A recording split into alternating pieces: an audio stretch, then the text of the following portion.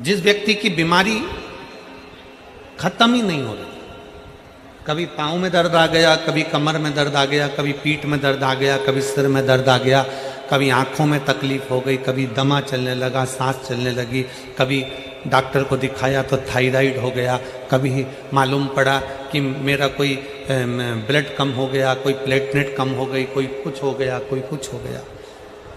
Doctor को दिखाओ। हमने कल भी कथा में कहा था, परसों भी कहा था कि डॉक्टर शिव का एक रूप होता है, उसको दिखाओ। डॉक्टर जो दवाई दे कुंदकेश्वर महादेव के नाम से उसको खाओ।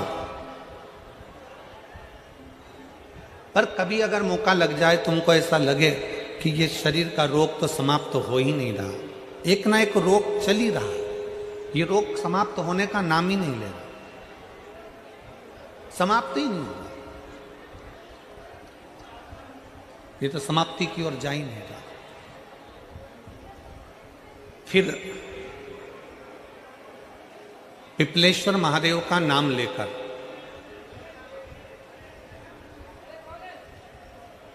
पिपलेश्वर महादेव का नाम लेकर कुछ भी मीठा जो में बना सकते हो, हलवा बना सकते हो हलवा, सीरा बना सकते हो सीरा, खीर बना सकते हो खीर, चूरमा बना सकते हो तो चूरमा, लड्डू बना सकते हो तो लड्डू, जो तुम घर में मीठा बना सकते हो उसका केवल 7 ग्रास का अन्न।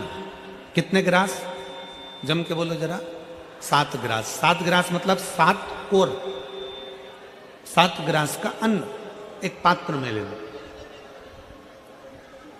और पिपलेश्वर महादेव का नाम लेकर किसी भी शिवालय में, शंकर के मंदिर में जाकर एक बेलपत्र रखकर उस जो प्रसाद तुम बना कर ले गए हो, जो तुम भोग बना कर ले गए हो, उसका स्पर्श कर कर पिपलेश्वर महादेव का नाम लेकर शंकर को उस भोग को रखकर, बेलपत्र रखकर शिवजी को 7 बार एक ही लोटे का जल, केवल एक लोटे का जल 7 बार उत्तर की ओर मुख कर कर दक्षिण में खड़े होकर शंकर के शिवालय पर 7 बार एक ही लोटे का जल 7 बार थोड़ा थोड़ा कर कर उसको गिरा दीजिए, शिव जी के ऊपर चढ़ा दीजिए 7 बार। बाद में जो प्रसाद पर आपने बेलपत्र रखी है उसी बेलपत्री को उठाकर शंकर के शिवलिंग पर चढ़ा दीजिए।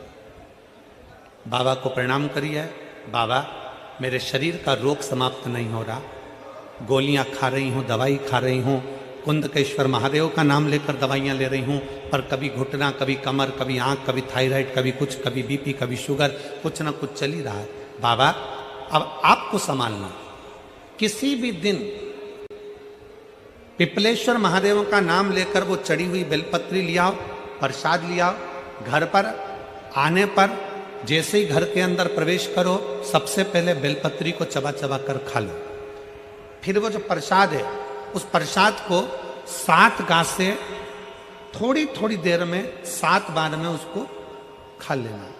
बाबा देवाधिदेव महादेव का नाम लेकर, पिपलेश्वर महादेव देव का नाम लेकर प्रणाम कर कर जल का आचमन, हाथ की हथेली में जल लेकर 7 बार आचमन कर लीजिए और शिव का, पिपलेश्वर महादेव का नाम ले लीजिए। धीरे धीरे 15 दिन लगेंगे और 15 दिन में बीमारियां अपने आप कम होना प्रारंभ हो जाएगी और बाबा आपका हाथ पकड़कर आगे बढ़ाएंगे। शिव तत्व की प्राप्ति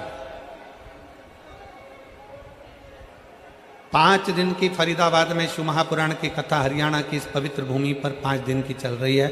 आज कथा का 4th दिवस है। कथा के माध्यम से आज कथा की शिवरात्रि है। आज कथा की शिवरात्रि।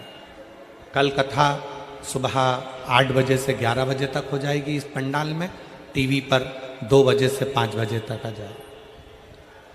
कल कथा टीवी पर 2 से 5 आएगी।